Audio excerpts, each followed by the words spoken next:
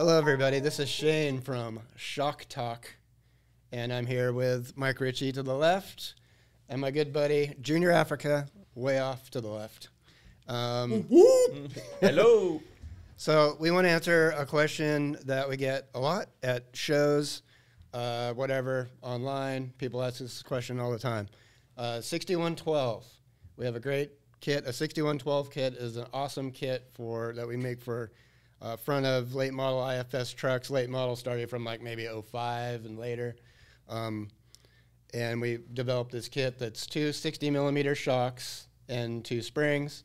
It levels the vehicle. And let's get to the 60 millimeter part. 60 millimeter. You're 10 years lacking, man. It's 95 and a half Tacoma. We make a 61. Oh, yeah. Yeah. So 60 millimeter, that's the ID piston. And the outside diameter, if you relate it to the market, would be a 2.6. So large diameter shock, 6112. On the back, we use a 5160 in most cases. So we want to answer that question. Why do we run a 5160 that's a 46 millimeter piston, 2-inch shock with a reservoir on the back when we run a 2.5-inch shock or 2.6-inch shock, 60 millimeter piston in the front? So why do we do that? I suspect there's some technology involved here. There's a lot of tech behind it. There's a lot of thought went into it. A lot of reasons, and it might not make sense at first glance. Until we explain it. But maybe after this explanation, people will get it. Yeah, hopefully people will listen up and pick up some tips on why and how we do things around here. What kind of engineering goes into the products that we build for these vehicles. So Shane, take off with it. Let's delve into it a little bit here. Okay. Well, I think there's a lot of things to talk about, and that is oil volume in the shock, right. Nitrogen volume, right, shaft displacement, the size of the piston rod, the size of the piston, correct. Rod force is a big one, and also the internal components. Some are bulkier than others. Right. You got the piston rod, the seal pack. You got all these different things that are falling into what makes this a great pair with the 6112 and 46 millimeter up front. So let's just pick one and talk about it. How about piston rod size? Let's start there. Okay, so the 6112 is a 60 millimeter piston, which is true 60 millimeter. True 60 millimeter, which is about a 2.36 in inches. And then the 46 millimeter is the piston size on the rear shock, 5160, and that's just under 2 inches. Right. So being able to pair those up now, the 60 millimeter piston up front is giving us more or less control over the 46 millimeter piston, or the same. Well, the piston with a 60 millimeter does tend to react a lot differently than a 46 millimeter piston. Yep. So you talked about something called rod displacement. So what exactly is that? How does that affect the way the shock works, front and rear, basically 60 millimeter and 46 millimeter? Yes. So both shocks are monotube shock. And in a monotube shock, got one here. If you watch this on YouTube, you've got a basically BILSTEIN shocks are a gas pressurized shock. Well, nitrogen. Let's get to the basics on this. Yeah. So what's a monotube shock? Exactly. So a BILSTEIN shock start at the beginning.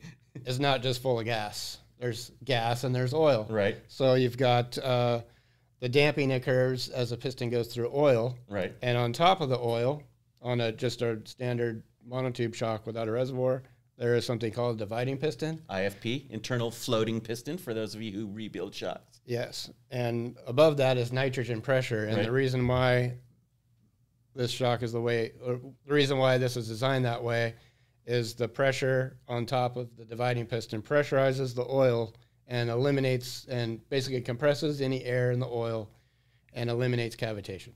So there's air suspended in the oil. We put the gas pressure on top of the oil column to keep the air suspended in the oil. Yes. However, under hard use, you could still cavitate a monotube shock. Right. Of course you can. Right. But it doesn't eliminate cavitation. It prolongs cavitation in heavy use. Yes. Yeah.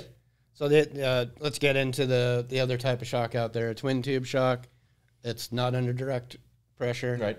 Maybe a twin tube shock could be gas pressurized, but it's very low pressure. Low pressure, yeah. and those are going to cavitate a lot quicker Yep. than a monotube. Yep. So They probably cavitate as soon as you start up your car. Yep. Within a Yes. few miles of driving. Yeah. By design. By design. Yeah. So, but the thing about how this monotube shock works, so the shaft goes in and out of the shock, and to displace that volume of the shaft moving from the outside of the shock to the inside of the shock, the dividing piston moves back and forth. Right. And it expands and it contracts. Yeah, for those of you on YouTube, you actually push that in there, you can see it. Yes. You can see the internal floating piston or dividing piston move up and down because we're adding volume to the column of oil with the piston rod. Now, you relate that to our earlier conversation. In the 60 millimeter shock, we have a larger piston rod, which the larger body helps control the rod volume going in and out. It does. So we don't use the standard industry 2.5 size piston rod. We use an 18 mil, not a 22. So we use a smaller, Slightly smaller. which is better because you're not trying to tune against rod force. Right. Let's talk about rod force. Yeah, what is that? So rod force, you can't just put like the largest piston possible in a shock because in a monotube shock, because when it goes in and out, that volume has to be displaced, and this dividing piston is going to move back and forth. So if you have a shock without a reservoir, basically there's a limit to the size of piston rod you could put in there. And not only that, you've got pressure in the shock, and that piston rod goes in, it's creating its own spring force. Yeah, if you look at this, I mean, we've got a small chamber here, and as we compress this shock, the dividing piston moves down, that pressure ramps up as I close this, right? So with a 60 millimeter shock and a larger piston rod, we can only go so far before that dividing piston bottoms out into the bottom, and that's called hydraulic at that point, where the dividing piston can no longer move, and we're actually locking that shock up. So now, it's really important to have the right size piston rod because you don't want that gas force to ramp up too high. And that, well, not only the gas force could cause issues of durability, but it's also, you're going to feel that in the car. Right. Makes it stiffer. Yeah, it makes it stiffer. We call that the gas spring effect, don't we? Yeah. Well, typically nitrogen pressure, gas force generates spring energy. Yep. So the more gas force you put into a shock, the more springy the car feels. It doesn't add rate. You can't add rate. Right. But it kind of mimics like you are, right? It's making the car feel springier than it should. So there's a fine line of the amount of gas force you put into a shock. And this is a lot of the reasons why, I'm just going to take a stab at this real quick. Just to we have mostly our BMW customers, right? And I know this is a little off topic, but this is a great platform to give some information. So when a BMW customer waits 15 years, 120,000 miles to replace a shock absorber, they go online, they see that the B6 is probably the best suitable shock to control the chassis, and it's performance oriented, so they go that route. And then they wonder why they got a little bit more height out of the vehicle. And the reason behind this, number one, is you've actually reduced your height over the 120,000 miles in 10 years because you've eliminated all the gas force in the low pressure twin tube shock you had, on top of 120,000 miles of compromised spring rate, not spring rate, but fatigued coil. Right. Sag. Now you put a shock that's high pressure inverted monotube that's going to rejuvenate that spring energy, and it's going to increase ride height. Isn't that crazy? Right. A shock in a certain situation like that would actually lift your car slightly. Yep. And it's slightly. So the beauty of it is that's typically how your vehicle was delivered to the first owner or yourself, and you just don't remember it. Right. Because over the 10 years, you've come accustomed to seeing the way it is on a daily basis. Or feeling the way it drives. But right? So, in essence, you're not raising it. You're putting it back to the way it was when you bought it. And just to add a little awareness to the market, this is something that's often asked. is your Bilstein shock, your B6 or your B8 going to make my car stiff? Absolutely not. It's tuned for the application. Right. But will it make it quote unquote stiffer than it is? It probably will, but there's reasoning behind this technology or feel in the seat of your pants. You're going from a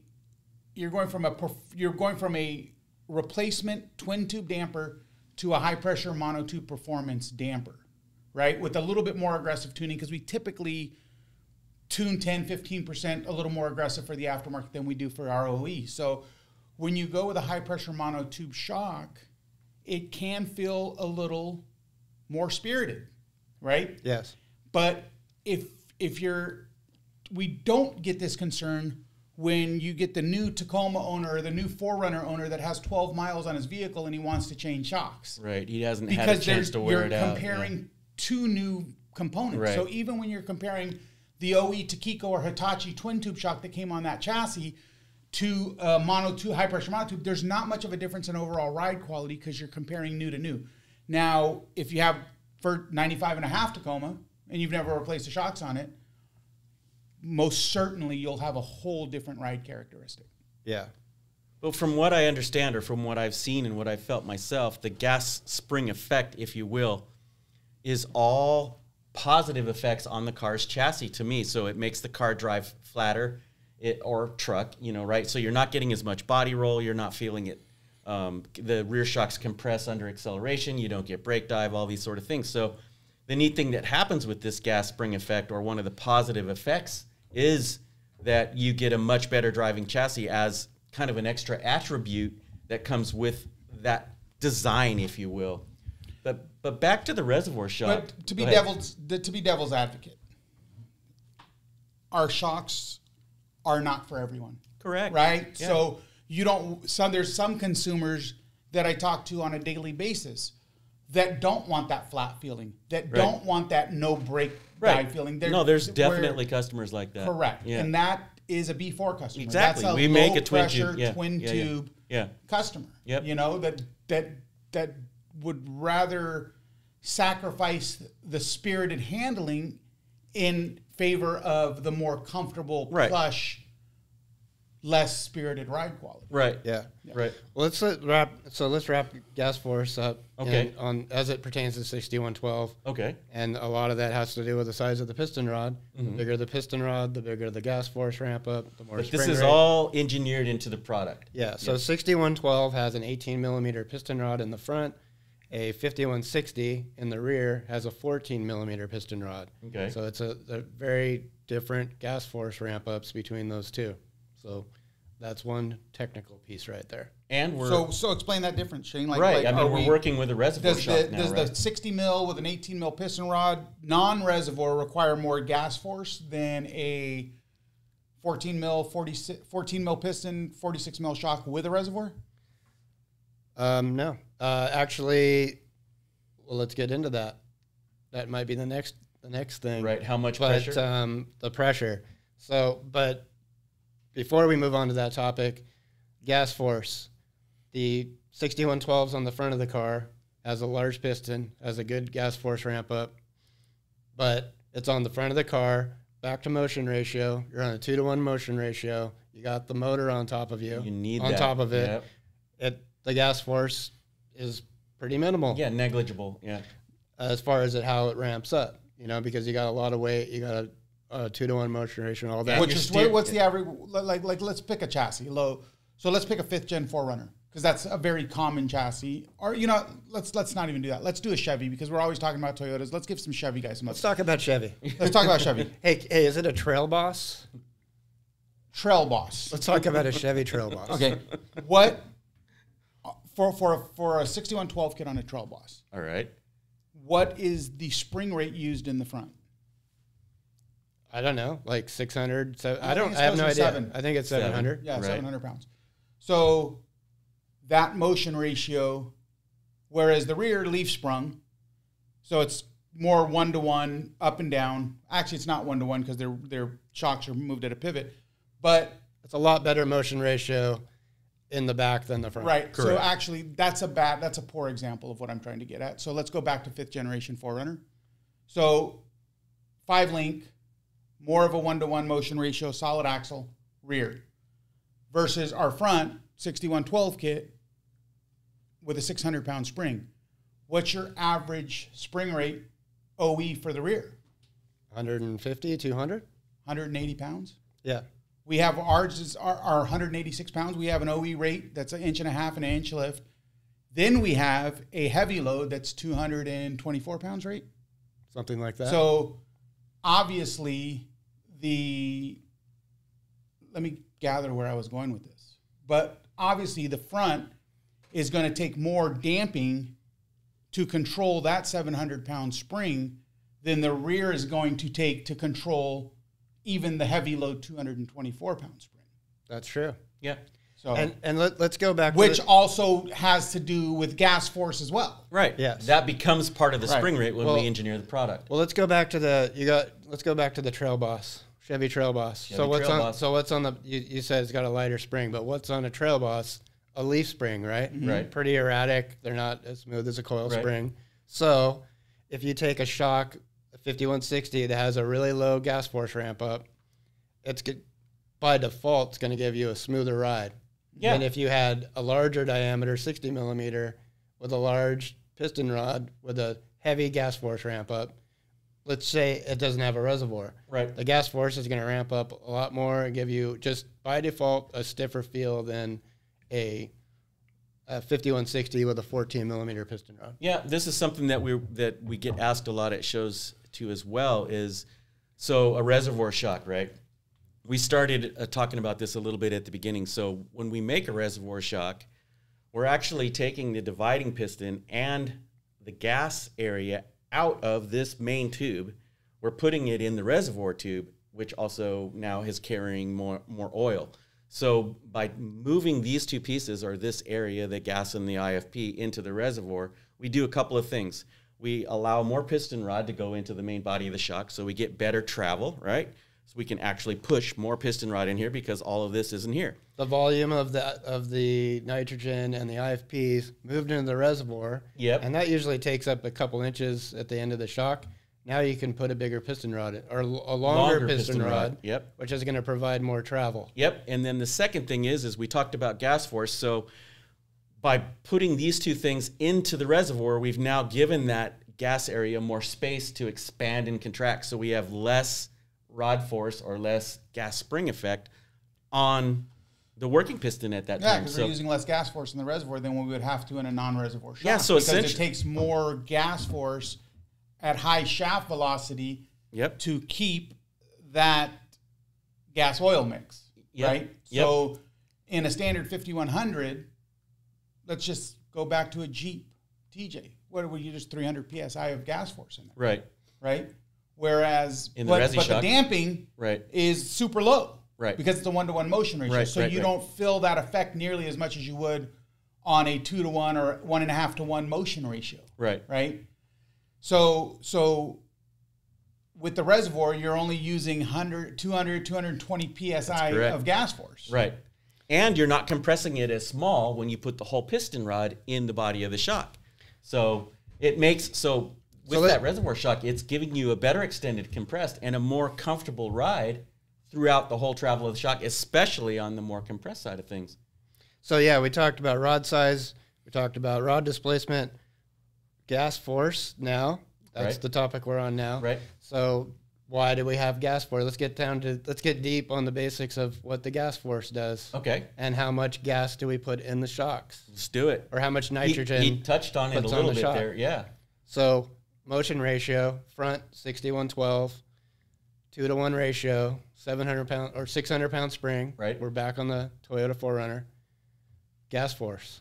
What type of gas force are we putting in that for that? I have no idea. You're probably 250 psi, 250 atmospheric, so that's at the piston rods all the way out.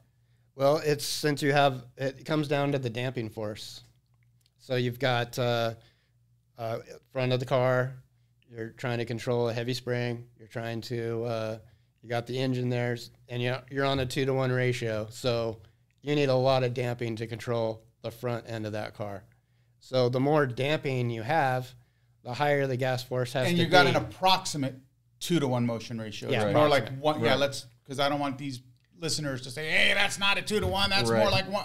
A trail boss is 1.8 to 1. Yeah. So let's use the words. So where are approximate. we going to control the actual dampening? Are we going to control it with the piston, the working piston itself, or are we going to control it by how much gas we put in there? The damping is on the working piston. Okay, the damping is on the working piston. Since you have a higher motion ratio, Right. whatever that might be, it's not 1-to-1. If you have a higher motion ratio, you need to have a lot of damping, and that damping turns up the oil. And if you don't have enough gas force on top of the oil, then it cavitates. Right. So you've got, on the 6112, you got a situation where you got heavy valving and a lot of nitrogen pressure in there to keep the oil from cavitating. And when I say 200, 250, that's an approximate, and it's application specific. It's not, some are going to need more. It depends on spring rate, depends on what the final damping profile is. So that is, again, a guesstimate. But these are sealed units, right? So the customer's they're not having to worry about adjusting any gas pressure or things like that. With what we do with the gas force, exactly what Junior said, a lot of people say, that's another question, how much gas force do you have in these shocks? I think like a lot of other brands are like, it's 200, it's 150. Right. With BILSTEIN, since we're doing vehicle-specific application, It's unique to that. which I might add is a complete pain in the butt as far as manufacturing goes, but we provide you with a specific It's worth it. valved shock. So the gas force depends on the valving, and every single shock, Whatever the valving is on the main piston. is going to have a particular gas force for that valving. And on top of that, all of our shocks, for as far as a quality thing that we have, is it has to operate at 300 psi. And so the gas force and the oil volume ramp up has to work and has to be considered to have no cavitation up to 300 degrees. Get it? Yeah. All right, sorry, did I say PSI or You degrees? said PSI, but you meant temp. I meant temp. Let's go back. So our shocks are designed to operate at 300 degrees. Right. And you need to have a certain amount of gas force to control cavitation at 300 Yeah, and degrees. you just clicked on a whole nother rabbit hole, temp, right? So how does the temp affect the oil and the gas force? A lot. So lot. as the oil heats up, It expands, right? it expands. Which makes more gas force. So Now we're in an engineering nightmare. yeah. So our engineers take the time to figure this all out when they develop a product. But I guess what we're trying to say here is that it's an extremely, extremely complicated process to figure out how to make this valving feel comfortable and safe on the vehicle with all these variables working in at any given time. I mean, we've mentioned, 5 different things now that affect how the car rides, which any one of those you get off the slightest bit and it makes a huge mess. And this is why we don't just say, outside of the 8112s, I mean, we have upgraded coils to 650, 700. You also have a bunch of different ride zones in there. So that technology is a bit different. So adding a 700-pound spring to something that came with a 600-pound spring is not as detrimental than doing it on something with minimal technology like a 6112. Right, And when I say minimal technology, I mean it's application specific, it's tuned, and it's sprung for a vehicle. Now you do things that make it not work, right? It's not just a matter of throwing a 700-pound spring at it to suspend the vehicle correctly, because now it's not damped correctly for the way it's suspended. You've thrown off all the engineering. So yeah, so for all practical purposes on our 6112 kits, that's why we make a heavy load front. We don't use the same shock absorber in a kit that's intended to suspend a bone stock vehicle. Well, it's the same component, but not the same dampening spec. Same component. Yeah. Is this? Yeah. It might be. It might be the body might be a little bit longer because we're putting a 700-pound spring in there. Yeah. So there could be a number of different changes. Gas force and dampening being number one. Yep. You have a heavier rate, so we don't want to introduce a whole bunch more gas force when we're throwing more damping at it. So that's likely, and I'm not 100%, but theoretically it should be a little less gas force because we're going to a 100-pound heavier spring and we're going to increase damping. It could change ride height too. It could. Oh, absolutely. Yeah. Because the first and foremost, the vehicle has to be suspended correctly. Once it's suspended correctly, then you dampen it. Then you dampen it correctly, right? Right. It's not one or the other. It's both in unison to get the ride where it should be. Yeah. You know, there's so many guys out there, and I only say this because, like, I worked retail for a lot of years before I came to BILSTEIN, and I would get guys that came in and said, "Hey, I put this bumper on. I just want to put a 700-pound spring on it." That's not the route to take. Yeah. It's just not. You need the damping to go with the spring. Right. Or it doesn't work right. And with the dampening comes potentially a different gas force, and all kinds of different other variables play into this thing. So it's not as simple as it was in the old days where, you know, you just, I put a bumper on. We'll just put 6 more shocks on the axle. Yeah, it's very common. It's very common. So it's the old oversprung under damped. Right. Overdamp under sprung. So it goes the same. You get a guy that is an overlander one day, right? We talked about this trend. So you want to overland one weekend. He's got decorations. He's decorated all up. He's got the, what do you call it? The molds? Mole. Yeah. Mole. He's got the mole panels, yeah. He's got the roof rack and the nice Armor Max Tracks up there, and the Pelican boxes and the winch bumpers and it's on a truck, and his truck bed's empty. Yeah. Right. Okay. So you get this guy. One weekend he's an overlander, and then he goes out to the desert, and he's like, "Wow, go fast! This looks super fun. So I want to go fast." Now you take all this weight off of that vehicle, it's going to ride like crap. Yeah. Oh, yeah. If it's properly suspended for that. Yeah, and that's a topic we get a lot too. So you also don't want to take this guy and say, "Hey, I got a coilover in here, and I want to drop spring rate because I just reduced all the weight." Now you got the overdamped undersprung effect. Right. You see what I'm saying? So it goes both ways. You can't just reduce spring rate with the same damping profile or increase spring rate with the same damping profile if you want the car to operate well. Now guys, understand that most people aren't going to do this because they don't have anything to gauge what it should ride like. Right. Does that make sense? So if I have nothing to gauge how my 95.5 Tacoma rides, it rides just fine. Yeah. And I'm going to take a 700-pound spring off and put a 600-pound spring on, and guess what? It's going to ride nice because they don't have anything to gauge it off of. Right. And it's so personal or subjective to the way that person wants their vehicle to ride. But I want to go back to the package 6112, 5160. Now, we've talked about the technology in both dampers, but what makes that such a sweet setup with the 60 millimeter up front and the Resi shock in the back? How does that pairing work? Well, let's talk about why we have 2 different ones. Now, I mean, we talked a lot of it has to do with that rod force displacement, gas, nitrogen force, the oil volume, all of that. It's just that the 5160 is very efficient in the back. But I want to talk about the front or the rear first. Let's go to the 6112 first. Let's get back to the 6112, the package, and then we'll go to the back 5160. Okay. So, how these manufacturers, starting in 1995 with Toyota Tacoma, 95.5. Leave your comments down there. that was the first manufacturer to do a coilover front IFS, I believe. Mm-hmm. Yeah, for a light truck. And they made those, and this trend carried on all the different chassis. So, but so a lot were very late. So yeah. Toyota started in 95.5, then they moved it into 96 in their 4Runner, and then the T100 was still out at that time. So which was torsion bar, they weeded that out in 98 in favor of the Tundra, which went to a coilover, and then the Sequoia went to coilover. Ford didn't catch on till 04.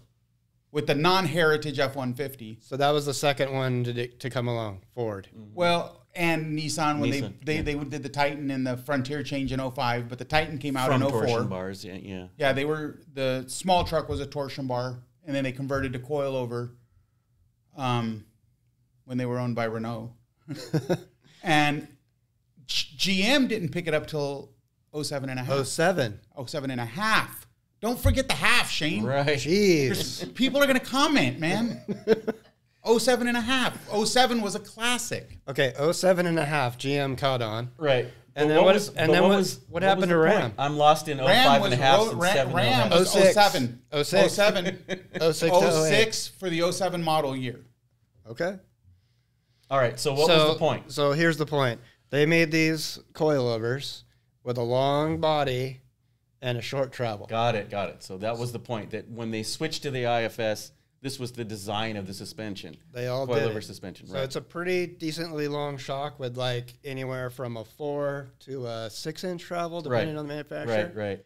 So For me, meaning Nissan. Yeah, Yeah. exactly. But the 6112 still works on Nissan. So that gave us the opportunity to, with a larger body, to have the right amount of oil volume versus nitrogen pressure, And dampening, damping, room for everything to expand. room for everything to expand, room for the larger 18 millimeter piston rod. Right. It gave us the opportunity. It was the golden opportunity for us to make a 60 millimeter shock, 2.6 outside diameter for all you 2.0s. 2.65. To make this shock that works without having to have a reservoir Yep, on the front. on the front. Yep. And Now- why can't we do that in the back? Well, on the back, you have a more efficient, more of a 1-to-1 ratio. Right. Less The complicated. shocks yeah. are maybe at an angle. Mhm. And what's happening in the back, all the manufacturers are trying to get as much travel as they can out of the shock. Collapse and extended is very efficient. Right. You're using all the travel in, all the travel out. It doesn't lend itself to a 60 millimeter non-reservoir shock because of the things we talked about. Right. There's not enough room for that piston rod to go in to maintain the same amount of travel as stock. Right. Which brings us to dead length. Yep. Dead length. Yep. Another one of those things that we have to factor into the engineering and the reason why we use a reservoir shock on the back. So on the front, the 6112, we can have tons of dead length. Because it's a long body shock. It's a long body shock Yep. with a short travel. In the back, there's no dead length. Right. So you need to have the most efficient package to get stock travel. In a lot of cases with 5160s, we can increase travel by a little bit if the brake lines and things like that will Take it, yeah. We'll take it. So with a 5160, you're going to have at least stock travel or more because it's a more efficient package. Right. With the reservoir. With the room for all the reservoir. other stuff. Yep. All of the internal components, the rod guides, the amount of oil displacement is much smaller. It could be packaged a lot smaller. You can have more travel in a smaller package with a 5160. And not only that, you've got less gas force ramp up. A lot of these are on leaf springs, and leaf springs kind of ride stiff. Yep. So you have a better chance of having a nicer ride with the smaller piston and the smaller rod displacement and oil with the 5160. Because you're not fighting rod force against tuning. Exactly. So you're not detuning main piston to accommodate for rod force. No.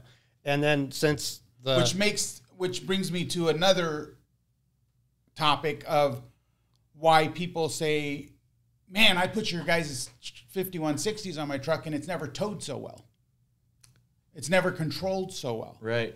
Well, this isn't a 2.5-inch shock. It's not a 2.6-inch shock. It's not a 3. This is a 46 mil with a 14 millimeter piston rod. So having all those attributes that Shane discussed is the reason why we can package that and still get a small shock to do big jobs. Oh yeah. And that's really guides me to another part of this discussion. I don't know if we'll have time to cover it all today or not, but you get an awful lot of talk out there when we go to trade shows and things, or when we're out on the trail with guys, and it's all about the external body diameter, and really that can be very deceptive, right? So you get people talking about 3.0s, 4.0s versus our smaller body diameters, which is essentially a 2.0, 2-inch, and 2.65, as we talked about. So I don't know if we want to get into it today, but we might just give people a little bit of a snippet of what might be coming up. But so what's out there? What can be hidden in these large body diameter shocks that a customer might not be aware of? internal bypass. So there's a really big word. Well, I think what's hidden even more is the damping piston footprint. Yep, technology basically. How big's the working piston? Well, look, listen, like internal bypass is great technology. like we're definitely not here to put down others' technology, because it's great technology. It's proven. Right. Internal bypass works. It's been raced on. It's still being raced on, and it's highly tunable. Right. But it's not as tunable as our position sensitive. Right. The JCO RCO. 8112 stuff. Absolutely not. That's zone control is far more tunable, and it's far more forgivable. Right. So if you tune an internal bypass shock for bottom out control, which typically race trucks are tuning for a ton of bottom out control because they're tons of heavy hits, tons of big hits. When you tune for bottom out, you compromise your ride zone, right? Right. So you can't have good bottom out control and have a great ride It's zone. a compromise. Yeah. Where you don't have to compromise with zone control. 8112. But what my point was is you get so many people that come up to us at shows, and they've just been at a competitor's booth and they looked at a shock with an external diameter of almost 4 inches, right? And then they come over at ours and Or like they go 3, 2.5, 3. Yeah, and so we really have to explain to people that our working piston is the same size as the working piston in the internal bypass shock. My point is it can be quite confusing for a customer trying to figure out, and people that are really in the know sometimes, why is Fox advertising a 3-inch shock and you guys advertising a 265 or whatever we call it, or the dimension of it? There's a reason for that. That internal bypass shock has something else going on inside of it that they can't see unless they take it apart. And also, It's a tube within a tube. Right. It has holes drilled in it. Right. For your bottom out control, and those can be damped different as well. Right, so there's right. plates that can be retuned on the outside of these tubes where your oil flows through. Right, back around, yeah. And so you're not only tuning your main piston, you're tuning the inner tube. But it gives the impression of a larger shock. well, Correct. Yeah, but it also talk about a twin tube shock, a white shock that comes with your lift kit, Right. right? That's a twin tube shock. The piston in that, even though it's the same size as the outside diameter is maybe a little bit bigger than Right. a 46 millimeter BILSTEIN, a little bit, but the piston inside is like tiny. Yeah, 20 millimeter working piston. And the only thing, those have holes at the top, so when the piston blows through, the oil volume goes outside. Those are using a base valve. Yeah. Right, and so the internal bypass has holes drilled. More ports for it to move or bypass around it. But a lot of times it takes me a few times to explain it to consumers when they come up to the booth is, okay, you're comparing apples and oranges. Both technologies are great, monotube versus the internal bypass design, but they both have One has pros and cons. Yeah, where you're gonna. To me, it seems almost deceptive to the end user at sometimes, because everybody's so obsessed with the outer diameter of the outer tube, right? Where they're comparing apples to oranges. Which is, let's take it to another suspension component, Mike, because that's a great thought. So you have a tie rod, outer tie rod on a Chevy 2500. Everyone looks at them and says, oh, look how small those are. But does it really matter what size the bar is, or does it matter what size the rod end is? Because the rod end, so there's like, oh, I need to get these upgraded tie rods because the bar is bigger. What's the bar doing? It's nothing but pulling. Right. It's pulling the steering knuckle. Right. So that job is going to be the same with a Kryptonite, a Cognito tie rod. But is the joint actually any different? Stronger, Because it's using the same taper in the steering knuckle. Right. Right? Right. So the joint still, steering knuckle hole isn't getting any bigger. The steering knuckle hole is not getting any bigger. So does the metal that meets the inner tie rod to the steering knuckle, does that thickness of metal actually matter? No, it's the point that connects to the knuckle. You tell me, does it? The rod end is what matters. Yeah. So if you can prove to me you have a heavier rod end in there, or a rod end that's going to cycle better, or something that has a Zerk fitting that's greasable, right? Those are the reasons I need, not the size of that's the same kind of thing I was thinking about. The adjuster bar. Yeah, with the shocks is that, our goal here with Shock Talk is to keep people informed to the highest level of technology that we have access to, and we want people to make informed decisions on what they buy. We don't want people deceived by a number, right? A 3.0 or a 2.0. So it's good knowledge for people to have when they're shopping, no matter what brand they choose. Let me correct myself too before I get the comments down low. So there is a good reason for a thicker material on the adjusters, on the tie rods. Yes, ball strength. Because GM has a bad image because they're IFS and they're big, heavy trucks. They put it in 4-low. They get all that, you know, whatever the end ratio is in the transfer case. They go to throw that thing and drive and move forward, and the outer tie rods do fold. So there is a good purpose for that specific chassis. Right. But a guy that's daily driving this thing and not taking it off-road makes no difference what size that Yeah, that I mean, we were bar speaking is. in general. Yeah, there. I'm speaking more in general, Yeah. more daily use type stuff. But off-roading, the Kryptonite or the Cognito or even Fabtech used to make them, but they had a much larger diameter, beefier tie rod connector. Not the rod end, but the connector, which made some usable sense. Well, I think we should get back to the 5160. I want to get back to 5160, but I had a question myself. Is there any problem with running a 5100 with the 5160? Like not using the 5160 in the 6112 kit, but using the 5100 on the rear. Is there any issue with that, or is it going to work relatively the same? There is not an issue with that. You can do that. It's totally fine.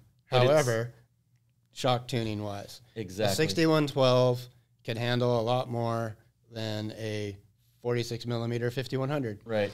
And so the rear 5100 is tuned to hold up to match with the front 5100. Ah, got it. Because I mean, when we do our vehicle specific tuning, we're not just driving up and down Poway Road. There's a series of ditches that we go through. We want high Test track, yeah. high low speed valving to be developed correctly. We want to drive it off road, but just by the nature of it, a 46 millimeter front 5100 ride height adjustable can't go as fast through certain obstacles. Now it does make sense though, because everything is subjective. So if you're a slow crawler guy that's just wanting a little more shock travel, but you're never going to do high speed stuff, the 5160 is a good way to get that. Yeah. With running a 5100 front. Yeah.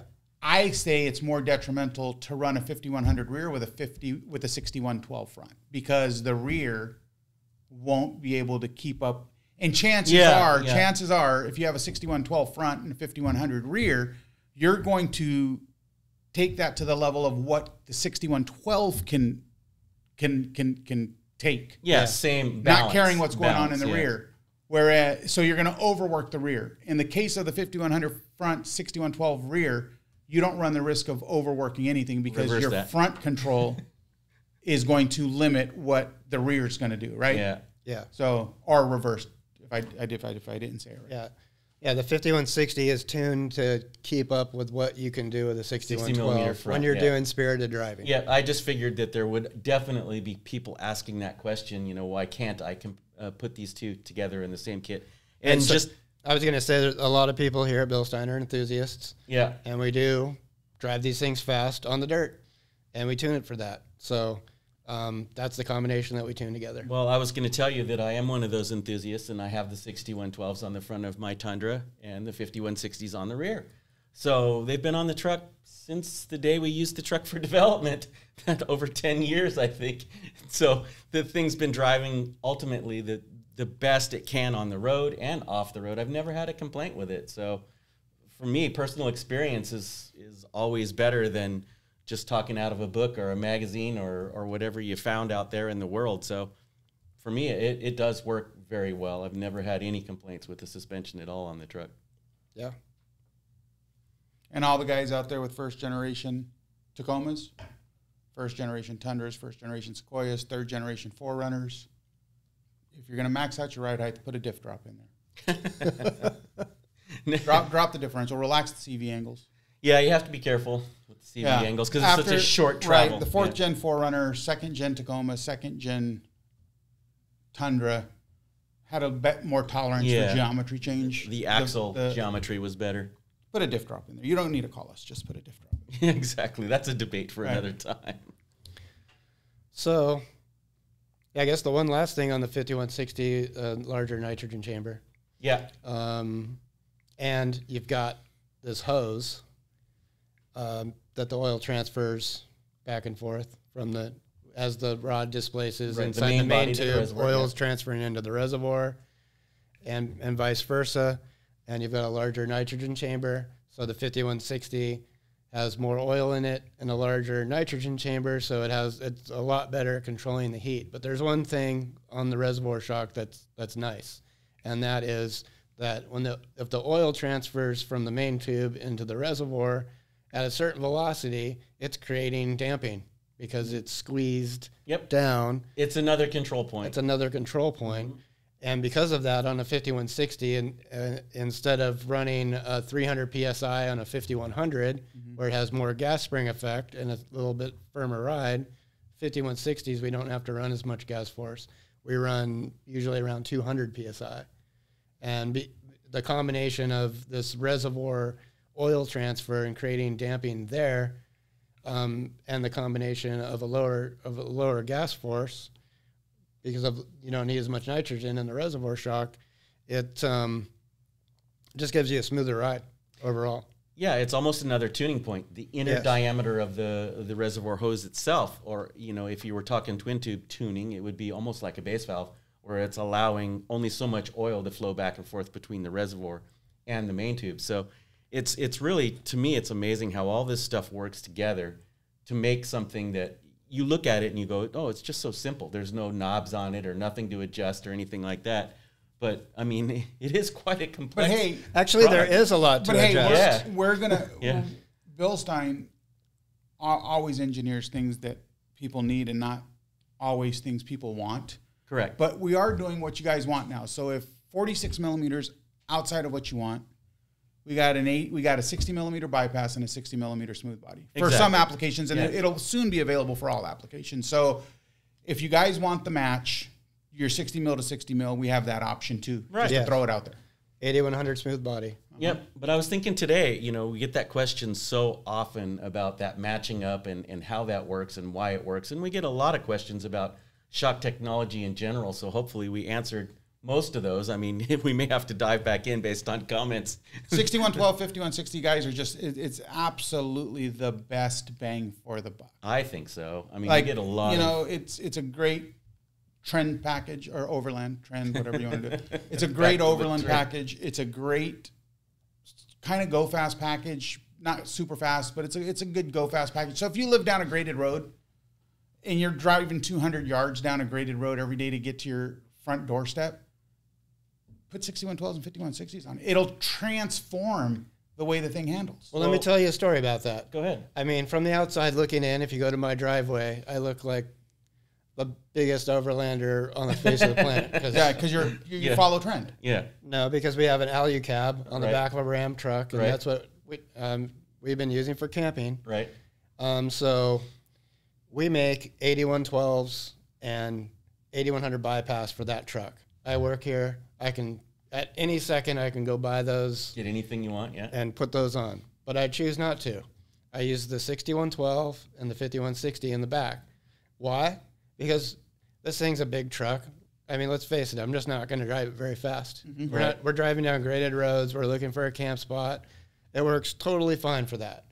Well, I don't need reliability too. That stuff's been on my truck almost 10 years, and I've never had any leaks or reliability. And this just shows you how much BILSTEIN as a company, how much our offering, the broad range of our offerings, right? So we have your stock replacement, 4600 for your car. We have a more entry level way to level your vehicle, get a better, more competent ride than putting a spacer on there with our 5100 ride height adjustable. Ride height adjustable with 5100. Then we have a package for you and Tanya, which is a 6112 5160. Or my truck. It works great. Yeah. Or if you want to be a go fast guy or buy things that for cars and coffee, we have 8112s and 8100s. You know what I mean? We have such a broad range of coverage for one application from I mean, as cliche as it sounds, mild to wild. Yeah, exactly. You know what I mean? It's mild to wild. Mild to wild. And you can choose anywhere within there and be, pretty much be certain that you've got something that's, we talked about it all day today, the engineering involved in making a product like this, and Shane said it, the pain in the ass it takes to do an application specific valving for every single catalog part we make, whether it's a 5100, 5160, 6112. All of these parts, we put the same amount of effort and engineering, and I'll call it love, into building these things. It's amazing how much time and energy we spend. To wrap this up, Shane, I'm going to get this comment section going crazy. Yeah, get it going crazy. All right, here's what I'm Light gonna it do. up. I challenge anybody. Don't challenge, man. I challenge anyone to put an 8112, 8100 bypass kit on their vehicle and it not keep up with a tuned mid or long travel kit. And I promise it will blow away an untuned mid or long travel kit. You're getting these phone calls directly to your phone. Mic drop. I didn't want to drop the real mic. Comment below. Yeah, comment below. These are magical. This zone control is absolutely magical. Well, I think we're going to save the zone control debate for another topic, and maybe even bring in some guests on this. I'm not sure that I'm not sure that people understand the true capability behind zone control. Well, there's videos out there, folks. No. We may actually share some of these videos with you at some point, but we're going to save that topic for another time. Yeah, I just wanted to blow up the comment. Yeah, I mean, we're definitely into blowing up the comment section. Well, maybe that needs to be the next one. It could be. I just broke the work phone. Oh You my just gosh. broke the work phone. Well, that's good. Well, good. You don't have to call people Exactly. back. You don't I know, have to answer those challenge calls. I know. I got a ton to call back. Exactly. Well, as always, we want to thank you for joining us here on Shock Talk. Again, as Junior mentioned, leave your comments for us down below. Want to give a quick shout out to our producers, Garrett and Chelsea. They're behind the scenes with us all the time here. They're the ones that make us look so good and sound so good on the air.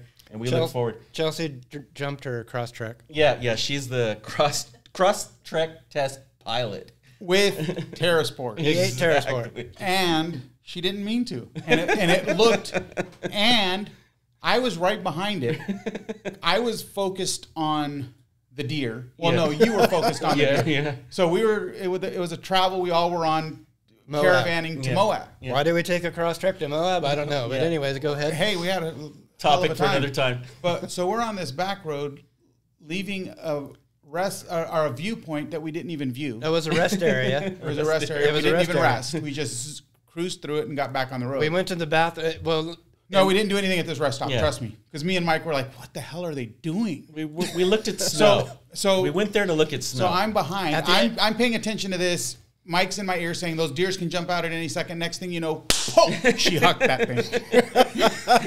She put her foot down and hucked it, sent it. I was I saw the whole brand new skid plates that were, and it was just like this. And the landing was beautiful. It's perfect. And I'm like, Perfect. Chelsea, you jumped the cross track. She's like, no, I didn't. I didn't even feel it. I didn't even feel it. Did you feel it? no. You didn't feel it. Well, I Did you know you were airborne? no. Yeah, you did. You had to know you were airborne. I mean, I suspected, but I didn't. There was no coming down crash or anything. Yeah.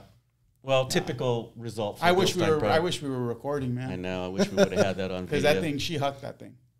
I think that was the biggest stunt we did all weekend. Nah, she was out there.